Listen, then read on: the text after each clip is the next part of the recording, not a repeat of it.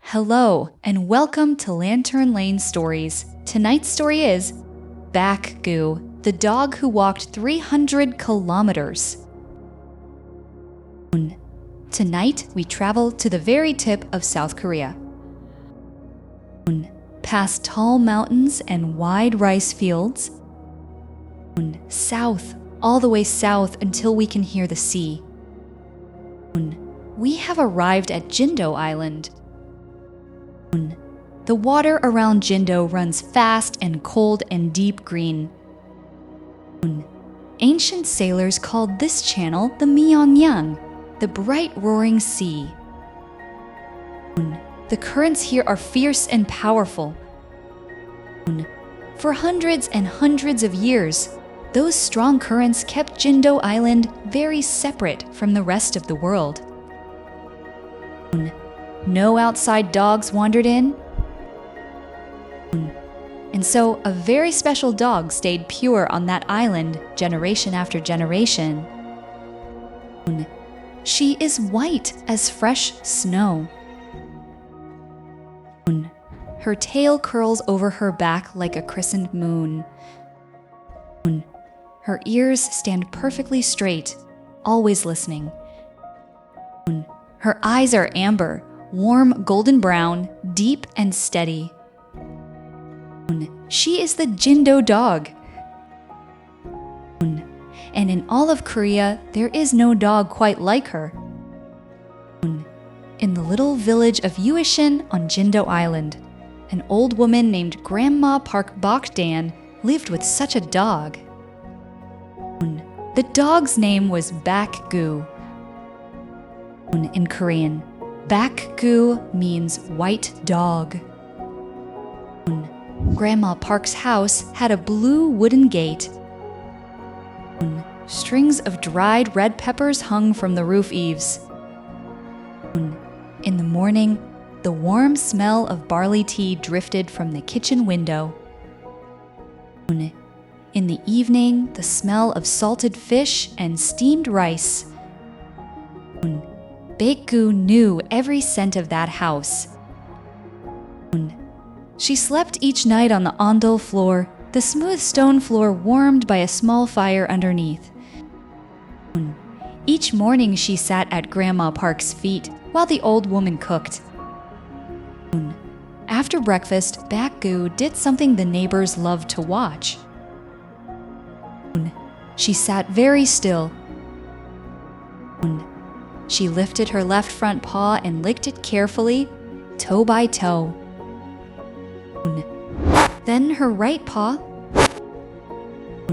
Then she smoothed the fur on her chest with her nose. She washes herself like a cat, the neighbors would say. It was true. Jindo dogs keep themselves perfectly clean. They do not like to be dirty. This is one of the small wonders that makes them special. Baek-gu did not trust strangers. When a visitor came to the blue gate, she stood still and watched with her amber eyes. She did not bark. She did not growl.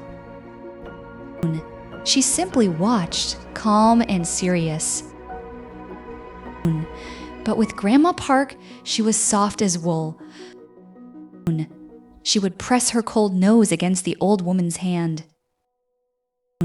She walked one step behind Grandma wherever she went, like a quiet white shadow. In 1962, the Korean government made a special announcement. They had studied the Jindo dog carefully. They declared, "This dog is a treasure of Korea."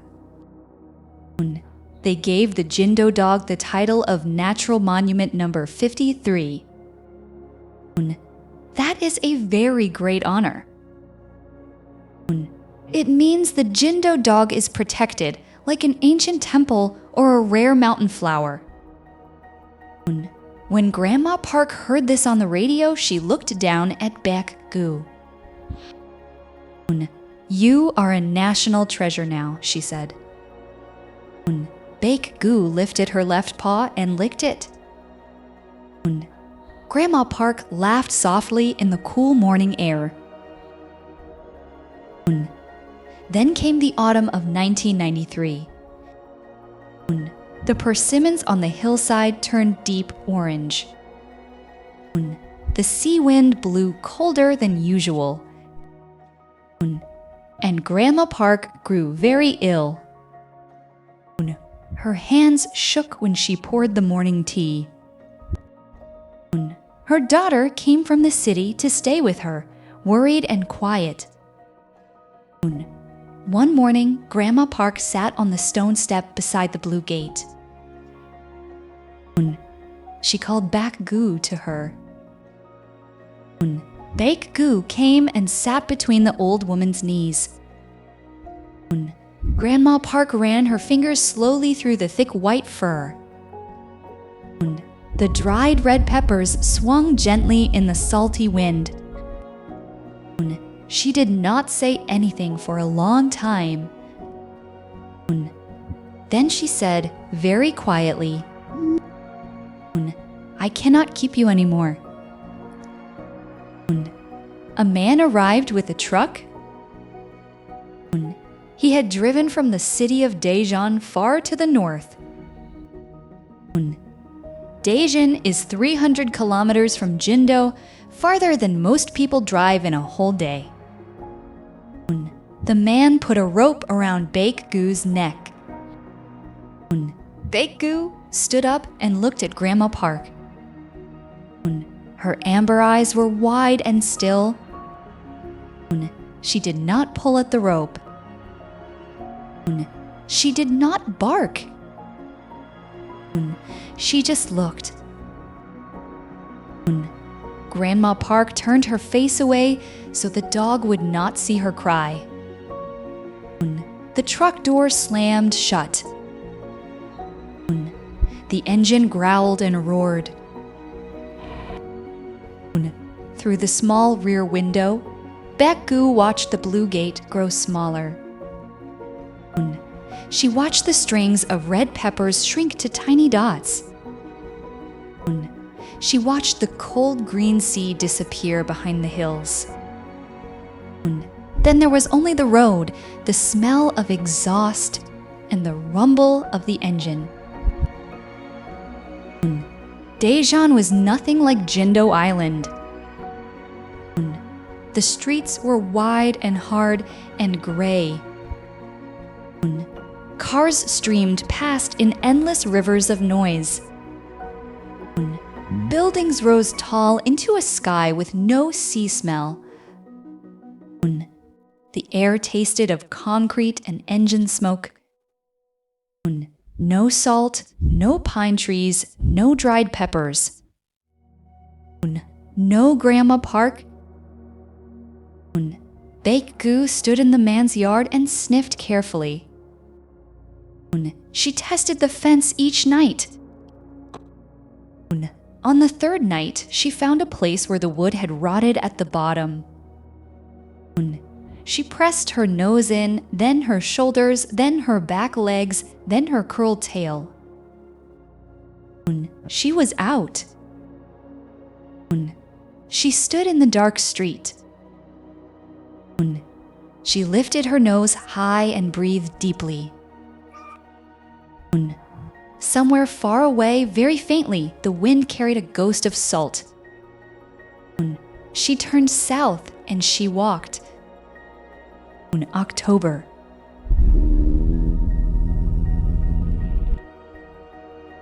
The rice fields glowed golden under a pale sky. Farmers in wide straw hats gathered the last harvest. Baek-gu moved at the edge of the fields, quiet and careful. At night, she slept in dry roadside ditches, tall grass bending over her like a low roof. November. The leaves turned red and gold on every hillside. Cold rain fell and flattened her white fur against her sides. She shivered and waited for it to stop. Then she walked again. December. Snow dusted the Sobak Mountains white. The high paths grew narrow and icy. Wind cut through the pine trees with a sharp whistle.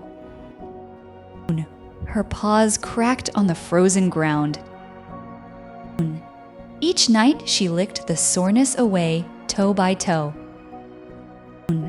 She curled tight, nose tucked under her tail, and slept. Then she walked again. She followed streams that ran south toward the sea. She sniffed the wind, always hunting for salt. When a farmhouse left scraps near a gate, she ate quickly and moved on. She drank from dark, cold streams running over smooth rocks. January, February, March. The world was cold and gray for a very long time. But she kept walking south.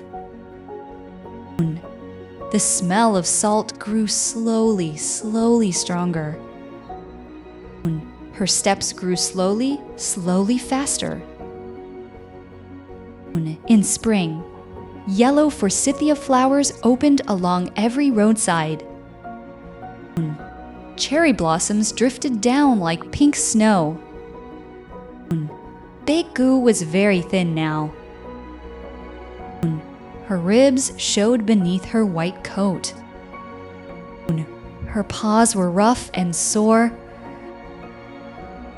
But then the wind shifted. She lifted her nose. Salt. Sharp and clean and wild. The sea. She moved faster. Past the southern foothills where new green covered the slopes. Past small fishing villages where nets dried on wooden frames in the warm morning air.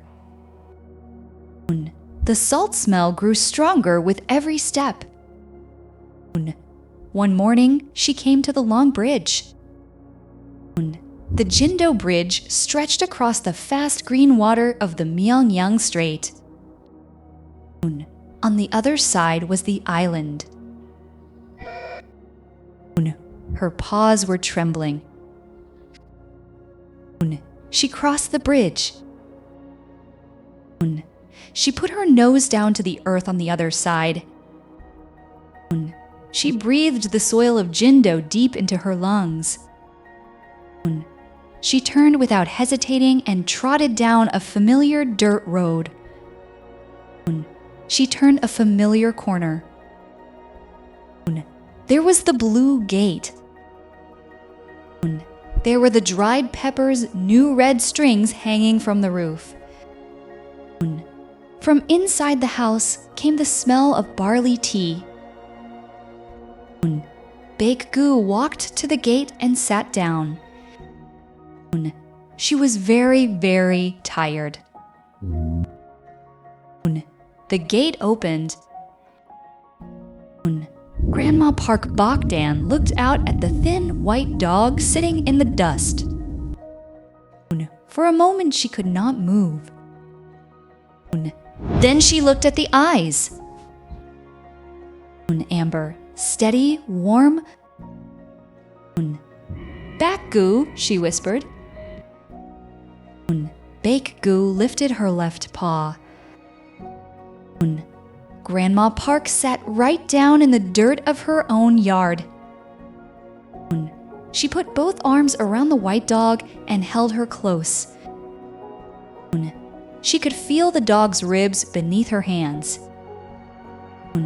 She could feel the dog's heartbeat steady and strong. They stayed like that in the warm spring sunshine. The sea glittered green beyond the village rooftops. The sweet smell of new blossoms floated over the blue gate. A reporter from the Gwangju Ilbo newspaper heard what had happened. He traveled to Jindo Island to see Baek-gu himself. In 1994, he published her story. People all across Korea read it. They wept over their breakfast bowls. They told the story to their children that evening. There was a dog, they said, who walked 300 kilometers to come home.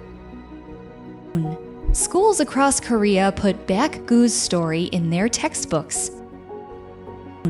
A filmmaker made a movie about her long journey.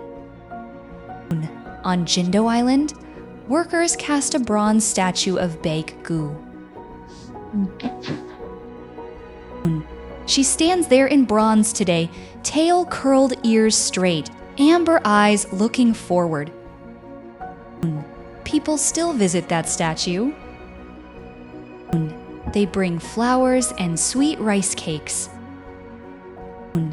They set them at her bronze paws and bow. If you visit Seoul today, you may see a Jindo dog.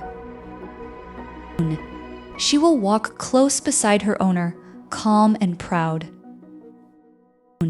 She will not come to strangers. She is loyal to one person and one person only. If you travel all the way south to Jindo Island, you can visit the Jindo Dog Theme Park. You can watch white Jindo dogs run in the sea wind. You might see one sit very still after a meal, then lift a paw and lick it clean, just like a cat. You will remember, since 1962, this dog is a national treasure. And once in 1993, one of them showed all of Korea the way home. And so, Seoul also slowly fell asleep. Good night.